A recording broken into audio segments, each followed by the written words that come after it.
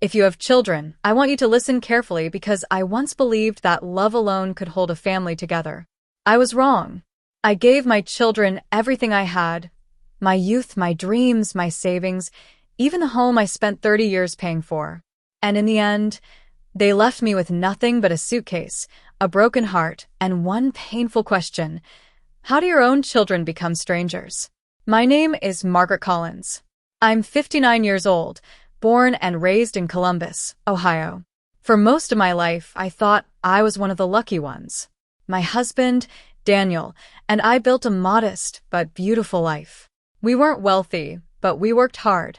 I spent 28 years as an elementary school librarian while Daniel managed a local hardware store. Every paycheck, every overtime shift, every vacation we skipped had one purpose: our children. We had two of them. My son, Ryan, was ambitious and charming. My daughter, Emily, had a gentle smile that could brighten any room. From the moment they were born, they became my entire world. When Daniel passed away unexpectedly from a heart attack 12 years ago, my world collapsed. I remember standing in our kitchen, staring at his untouched coffee mug, wondering how I could possibly keep going. But I did. For Ryan and Emily. I paid for Ryan's business degree even after my retirement fund started shrinking. When Emily wanted her dream wedding in Nashville, Tennessee, I refinanced my house so she wouldn't have to settle for less than she imagined. Everyone told me I was giving too much. Margaret, my sister Linda, warned me one Thanksgiving, "Leave something for yourself." I laughed. What could I possibly need that my children wouldn't gladly give back someday? Looking back now, those words haunt me.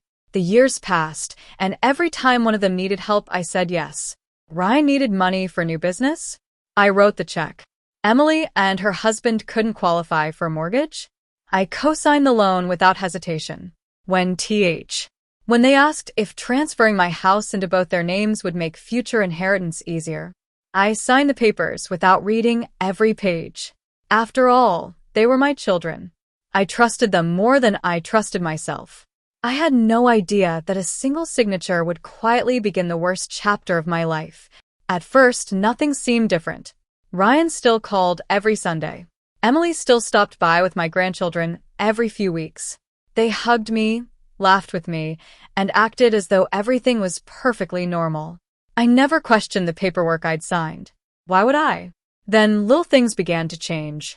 Ryan started talking about my house as if it already belonged to him. "You know, Mom," he'd say, "this place would be worth a lot more if we remodeled it." Emily would smile and add, "Or maybe we'd sell it one day. The neighborhood is getting expensive." I would laugh awkwardly. "This is still my home." I'd remind them. They'd quickly change the subject, and I convinced myself I was imagining things. A few months later, Ryan asked if he and his wife could move into the house temporarily. His business wasn't doing well, and they needed somewhere to stay for just a few months. How could I say no? Within weeks, the peaceful home Daniel and I had built no longer felt like mine. Furniture was moved without asking. Family photos disappeared from the walls because Ryan's wife wanted a more modern look. Even my favorite chair, the one Daniel had bought me on our 25th anniversary, was hauled into the garage because it didn't match the decor. Every time I protested, Ryan would sigh. "Mom, you're making such a big deal out of nothing." Emily agreed. "We're only trying to help you. This house needs updating." Their words hurt, but I kept telling myself they loved me. Then came the day that shattered every illusion. I returned home after spending the afternoon with an old friend. My key wouldn't fit the front door.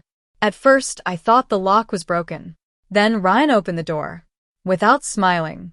"We changed the locks," he said calmly. I stared at him, waiting for the joke. Instead, he folded his arms. "Mom, we've talked about this. It's time for you to move into a senior apartment. This house belongs to all of us now." I couldn't breathe. "What are you talking about? This is my home." Emily stepped forward. "We think it's best for everyone. Best for everyone. Not best for me." I looked past them and realized my suitcases were already sitting on the front porch. Everything I owned had been packed into a few boxes. After giving them every dollar I had, after sacrificing my future so they could build theirs. My own children were asking me to leave the only home I'd ever truly loved. And, for the first time in my life, I realized I had mistaken gratitude for entitlement. I stood on that porch for what felt like hours, staring at the suitcases my own children had packed for me. Neighbors slowed their cars to look, but no one understood what had really happened. My entire life had been reduced to a few cardboard boxes. Instead of arguing, I quietly picked up my belongings and called my sister, Linda. The moment she saw my face, she wrapped her arms around me and whispered, "I told you to leave something for yourself." For the first time, I let myself cry. The following week, Linda insisted I meet with an attorney. I wasn't looking for revenge. I only wanted to understand how everything had happened so quickly. As we reviewed the documents I'd signed years earlier, the attorney frowned. He explained that although I had transferred ownership interests, there were legal issues surrounding how the agreement had been presented and whether I had fully understood its consequences. He believed I still had grounds to challenge what had happened. That single conversation gave me something I hadn't felt in months: hope. The legal process wasn't easy. Ryan and Emily were furious when they received notice that I was contesting the arrangement. They accused me of trying to destroy the family and demanded that I drop the case. But this time, I didn't give in. Months later, we reached a settlement. I received enough compensation for my share of the property to buy a small cottage in a quiet town outside Asheville, North Carolina. It wasn't the big family home Daniel and I had built together, but it was mine. I planted flowers in the front yard, adopted an old rescue dog named Charlie, and slowly began rebuilding a life that no longer depended on anyone else's approval.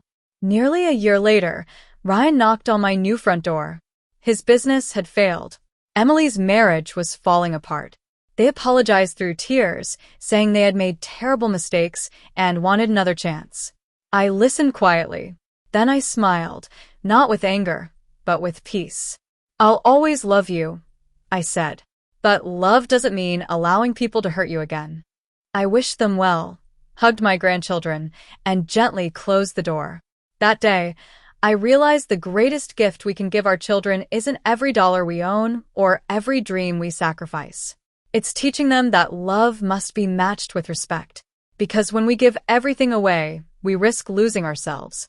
And I finally understood that it's never too late to choose yourself, rebuild your life, and find happiness again.